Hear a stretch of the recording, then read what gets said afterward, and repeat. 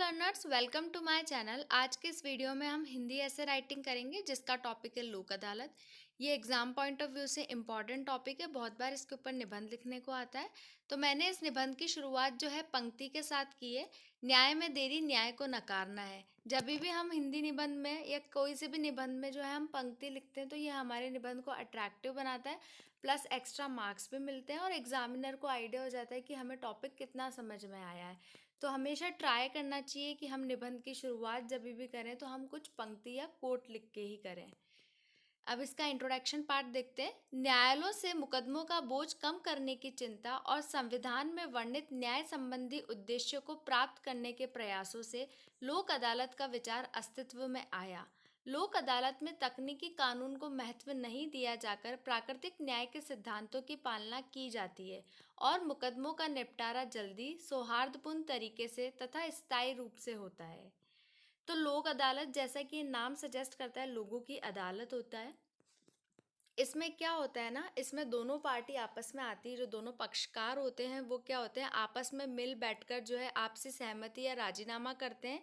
जो भी उनका विवाद होता है उसके ऊपर वो एक डिसीजन के ऊपर पहुंचते हैं। तो लोक अदालत में यही होता है कि दो पार्टीज आती है, एक फाइनल डिसीजन पे पहुंचती है और वो डिसीजन जो है वो फाइनल होता है, वो बाइंडिंग होता है।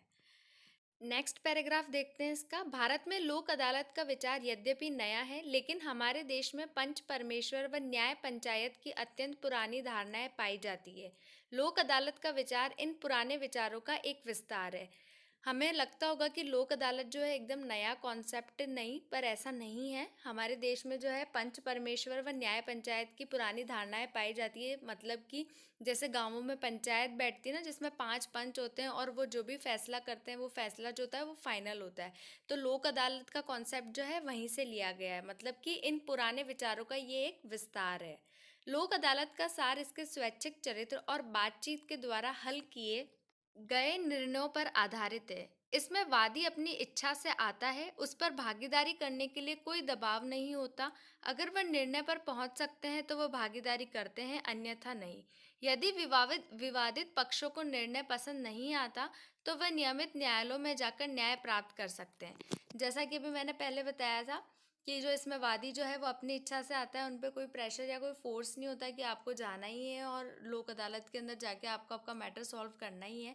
ऐसा नहीं है, उनकी खुद की इच्छा होती है। अगर उनको समझ में आता है तो वो एक कंक्लूजन पे आते हैं, वो आपस में भागीदारी करते हैं। अगर उनको समझ में नहीं आता तो वो नहीं करते हैं। नेक्स्ट देखते हैं। भारतीय न्यायिक व्यवस्था अत्यधिक व्यावसायिक है, इसलिए इसके सदस्यों को आरंभिक अवस्था में ही अदालत की दखल अंदाजी के बिना विवाद को खत्म करने का प्रयास करना चाहिए। मतलब कि जो अपनी जुडिशल सिस्टम है, जो कोर्ट्स वगैरह हैं, उनके अंदर कुछ केसेस ऐसे आते हैं जिनको हम लोक अदालत के थ्रू भी सॉल्व कर सकते हैं, मीडिएशन के थ्रू कर सकते हैं। ज़रूरी नहीं कि सारे केसेस जो हैं वो कोर्ट में ही जाएं और कोर्ट के थ्रू ही हो, क्योंकि कोर्ट के प्रोसीजर्स हमें पता होते हैं कितने लंबे होते हैं। तो यहाँ पे ये इसलिए लिखा है कि इसके सदस्यों को आरंभिक अवस्था में ही अदालत की दखल अंदाजी के बिना विवाद को ख़त्म करने का प्रयास करना चाहिए। तो कोर्ट की ड्यूटी है कि मतलब वो क्या करे कि उन मैटर्स को रेफ़र कर दे, कि वो ऐसा लोक अदालत का कोई मीडियम चूज करे और वहाँ जाके अपना मैटर सॉल्व करा ले, बजाय कि कोर्ट के अंदर लंबे प्रोसीजर्स फॉलो करे, ताकि अदालत के समय को उन मुकदमों के लिए बचाया जा सके जिसमें कानून का महत्वपूर्ण प्रश्न छिपा होता है। नेक्स्ट देखते हैं। एक बार मुकदमा अदालत में जाता है तब वह पंक्ति में लग जाता है। लंबे समय तक निपटारा न होने के कारण संबंधित पक्षों के बीच कड़वाहट और दूरियों को बढ़ा देता है।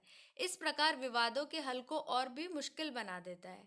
न्यायमूर्ति A.M. अहमदी कहते हैं कि बातचीत का जो अवसर मुकदमे की प्रारंभिक अवस्था में खो दिया जाता है, वह लोक अदालत नामक व्यवस्था की नवीन पद्धति से देने का प्रयास किया जाता है। बातचीत के जरिए एक हल या निर्णय तक पहुंचने के लिए लोक अदालत एक प्रभावी मंच है। नेक्स्ट इसका हिस्ट्री देख लेते हैं थोड़ा। लोक अदालत के खोजकर्ता भारत के उच्चतम न्यायालय के पूर्व मुख्य न्यायाधीश P.N. भगवती हैं, जिन्होंने भारत में लोक अदालत की यांत्रिकी के जरिए न्याय को फैलाने वाले प्रभावी तरीके पर सामाजिक जोर दिया है। इसके गठन का आधार 1976 का 42वां संशोधन है, जिसके तहत अनुच्छेद 39 क में आर्थिक न्याय की अवधारणा जोड़ी गई और शासन से अपेक्षा की गई कि वह सुनिश्चित करेगा कि देश का कोई भी नागरिक आर्थिक या किसी अन्य अक्षमताओं के कारण न्याय पाने से वंचित न रह पाए। सबसे पहले लोक अदालत का आयोजन 1982 में गुजरात में किया गया था। तो लोक अदालत के खोजकर्ता कौन थे? उच्चतम न्यायालय के पूर्व मुख्य न्यायाधीश, जो कि कौन थे? पीएन भगवती थे। और ये जो लोक अदालत है ये कौन से अमेंडमेंट के थ्रू आया था? 42nd अमेंडमेंट से आया था, जिससे अपना आर्टिकल 39A आया था, जिसके अंदर equal justice and free legal aid की बात की गई थी, है ना। और सबसे पहली लोक अदालत जो थी वो कहाँ पे हुई थी? गुजरात के अंदर हुई थी और 1982 में हुई थी।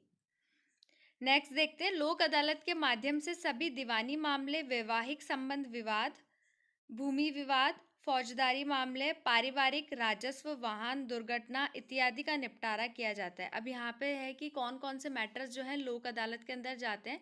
तो दीवानी मामले कौन से होते हैं? अपने सिविल मैटर्स होते हैं। जितने भी मैरिज से रिलेटेड मैटर्स है वो जाते हैं। जितने भी भूमि विवाद है, लैंड डिस्प्यूट्स है वो। फौजदारी हम कहते हैं क्रिमिनल को कहते हैं। राजस्व अपने रेवेन्यू मैटर्स हो गए। ये मोटर व्हीकल एक्ट के जितने भी एक्सीडेंट्स वगैरह होते हैं, तो ये सारे जितने भी मैटर्स हैं वो लोक अदालत के अंदर जा सकते हैं। फौजदारी प्रकरणों में केवल काबिल राजीनामे के मामलों को ही शामिल किया गया है। क्रिमिनल मैटर्स पे जिस पे हम कंपाउंड कर सकते हैं ना, सिर्फ वही वाले मैटर्स जाते हैं। नॉन कंपाउंडेबल मैटर्स नहीं जाते, मतलब वो वाले ऑफेंसेस नहीं जाते हैं। और एक चीज़ और, इसके अंदर 1 करोड़ से ज़्यादा का अगर कोई मैटर है ना, तो वो भी नहीं जाएगा लोक अदालत के अंदर। 1 करोड़ तक का जा सकता है, उससे अबव मैटर जो है लोक अदालत में नहीं जाता है। समाज के निर्धन व कमजोर वर्ग के लोगों को सामाजिक न्याय देने के उद्देश्य से केंद्र सरकार द्वारा विधिक सेवा प्राधिकरण अधिनियम 1987 का निर्माण किया गया, जिसके तहत लोक अदालतें 2 प्रकार की होती है। जो भी कमजोर और आर्थिक वर्ग को न्याय देने के उद्देश्य से जो सेंट्रल गवर्नमेंट थी वो लीगल सर्विसेज अथॉरिटीज एक्ट लेके आई थी, जो कि 1987 का एक्ट था, जिसके अंदर हमारी लोक अदालत का कॉन्स्टिट्यूशन, पावर्स, ड्यूटीज क्या है, वो सारी चीज़ें दी गई है। और इसमें फिर लिखा है कि जिसके तहत लोक अदालतें 2 प्रकार की होती है। तो 2 तरह की लोक अदालत होती है, एक तो परमानेंट लोक अदालत और एक नॉन परमानेंट लोक अदालत। एक नॉर्मल लोक अदालत होती है और एक परमानेंट लोक अदालत होती है, जिसको हम हिंदी में कहते हैं स्थायी लोक अदालत। जो स्थायी लोक अदालत होती है वो तहसील स्तर पर होती है, जिला स्तर पर होती है और राज्य स्तर पर होती है। और दूसरी प्रकार की अदालत को अस्थायी लोक अदालत कहते हैं। ग्रामीण क्षेत्रों में न्यायिक व्यवस्था उपलब्ध करवाने तथा सामान्य न्यायालयों में कार्य बोझ कम करने के लिए संसद द्वारा वर्ष 2008 में ग्राम न्यायालय अधिनियम पारित किया गया, जिसे 2 अक्टूबर 2009 को लागू किया गया था। तो ग्रामीण क्षेत्र में न्यायिक व्यवस्था बनाए रखने के लिए ग्राम न्यायालय अधिनियम एक्ट जो था वो लेके आई थी संसद। नेक्स्ट पैराग्राफ देखते हैं, लोक अदालतों का सबसे बड़ा गुण निशुल्क तथा त्वरित न्याय है। इसमें किसी भी प्रकार की कोर्ट फीस नहीं लगती है। यदि न्यायालय में लंबित मुकदमे में कोर्ट फीस जमा करा दी जाती है तो लोक अदालत में विवाद का निपटारा हो जाने पर वह फीस वापस कर दी जाती है। तो लोक अदालत कैसी है? इसमें कोई भी फीस नहीं लगती, आप कोई भी मैटर लेके जाओ, फ्री में होगा सारा काम। और जो भी आपको जस्टिस जो है वो बहुत ही स्पीडी प्रोसेस में मिलेगा। इसमें किसी भी प्रकार, जैसे भी मैंने बताया, कोई कोर्ट फीस नहीं लगती है। और अगर हमारा मैटर ऑलरेडी किसी कोर्ट में इंस्टीट्यूट है और वहाँ हमने कोर्ट फीस दे रखी है और हम लोक अदालत में जाके हमारे मैटर को सॉल्व कर रहे हैं, हमारे डिस्प्यूट को रिजॉल्व करवा रहे हैं और लोक अदालत में हम एक डिसीजन पे पहुँच जाते हैं, तो हम क्या, वो जो कोर्ट फीस हमने वहाँ पे की थी वो हमें रिफंड हो जाएगी। इसमें दोनों पक्षकार जज के साथ स्वयं अथवा अधिवक्ता के माध्यम से बात करते हैं, जो कि नियमित अदालत में संभव नहीं होता। लोक अदालत द्वारा जारी किया गया आदेश दोनों पक्षों के लिए बाध्यकारी होता है और इसके विरुद्ध अपील नहीं की जा सकती। जो भी डिसीजन आएगा लोक अदालत का वो क्या होगा, दोनों पार्टीज के ऊपर बाइंडिंग होगा। प्लस ये डिसीजन जो है इसकी हम अपील नहीं कर सकते हैं, फाइनल डिसीजन है वही। स्थायी लोक अदालतों के गठन के पश्चात कोई भी पक्ष जिसका संबंध जनहित सेवाओं जैसे पानी, बिजली, अस्पताल आदि से है, संबंधित विवादों को निपटाने के लिए स्थायी लोक अदालत में आवेदन कर सकता है। तो स्थायी लोक अदालत जो कि परमानेंट लोक अदालत है, उसमें कौन कौन से केसेस जाएंगे? जो कि जनहित सेवाओं से रिलेटेड है। और उसमें कौन से केसेस हैं? पानी है, बिजली है, अस्पताल, ऐसे जो भी केसेस होंगे वो हम परमानेंट लोक अदालत के अंदर लेके जा सकते हैं। नेक्स्ट पैराग्राफ देखते हैं, लोक अदालत विवादों के निपटारे का वैकल्पिक माध्यम है। इसका उद्देश्य ये सुनिश्चित करना है कि देश का कोई भी नागरिक आर्थिक या किसी अक्षमता के कारण न्याय पाने से वंचित न रह जाए। तो मेन ऑब्जेक्ट क्या है लोक अदालत का कि कोई भी जो भी सिटीजन ऑफ इंडिया है वो क्या है, नागरिक मतलब कि आर्थिक या किसी अक्षमता के कारण न्याय पाने से वंचित नहीं रहना चाहिए। भारत की पहली डिजिटल लोक अदालत राजस्थान में शुरू की गई। ये अभी रिसेंट वाली चीज़ है। तो जो पहली डिजिटल लोक अदालत है वो कहाँ स्टार्ट हुई है, राजस्थान के अंदर, और सेकंड कहाँ हुई है, महाराष्ट्र के अंदर। प्लस अगर इसमें आपको अगर डेटा लिखना हो तो मैं आपको ऐसे ही बता देती हूँ। जो फर्स्ट डिजिटल लोक अदालत जो थी उसमें फर्स्ट टाइम में अबाउ 80 लाख जो केसेस थे ना, 80 लाख से ऊपर के केसेस रजिस्टर्ड हुए थे फर्स्ट डिजिटल लोक अदालत में। और जो सेकेंड डिजिटल लोक अदालत अभी नवंबर 2022 में रजिस्टर हुए केस जो कि 1 करोड़ से ज़्यादा है। भारत की पहली ई लोक अदालत का आयोजन वर्ष 2020 में छत्तीसगढ़ में किया गया। तो पहली ई लोक अदालत कहाँ स्टार्ट हुई, छत्तीसगढ़ में। और पहली डिजिटल लोक अदालत कहाँ हुई, राजस्थान के अंदर। आजकल मोबाइल कोर्ट व वीडियो कोर्ट के माध्यम से न्याय उपलब्ध कराया जा रहा है। तो आजकल क्या इनके अलावा क्या हो रहा है, मोबाइल कोर्ट और वीडियो कोर्ट से वीडियो कॉलिंग और इनके थ्रू भी जो हमारी केसेस की हेयरिंग होती है उसके थ्रू भी जो है हमें जस्टिस मिल रहा है। हालांकि अभी इन अदालतों की स्थापना की गति धीमी है, लेकिन सरकार अनेक माध्यमों से न्याय को सर्वसुलभ बनाने की कोशिश कर रही है। लास्ट इसका कंक्लूजन वाला पार्ट देख लेते हैं। निष्कर्षतः लोक अदालत समय की पुकार है और संविधान में उल्लिखित कानूनी सहायता के लक्ष्य को पूरा करने का एक प्रमुख साधन है। इन लोक अदालतों से वर्तमान भारतीय न्यायिक प्रक्रिया को नवजीवन मिला है, जो मुकदमों के बोझ तथा महंगे न्याय की समस्या से ग्रसित होकर निष्क्रिय सी हो गई थी। लोक अदालतों के द्वारा जनता में न्यायपालिका के प्रति आस्था बढ़ी है, लोगों में अपने विधिक अधिकारों के प्रति चेतना बढ़ी है और न्याय को दूर दराज क्षेत्रों तक पहुंचाने के लक्ष्य को प्राप्त करने में सहायता मिली है। हम सभी को इस मैत्री एवं भाईचारे के पैगाम को घर घर तक पहुंचाना चाहिए, जिससे जन साधारण को सस्ता, सुलभ और त्वरित न्याय मिल सके। तो ये इसका कंक्लूडिंग पैराग्राफ था।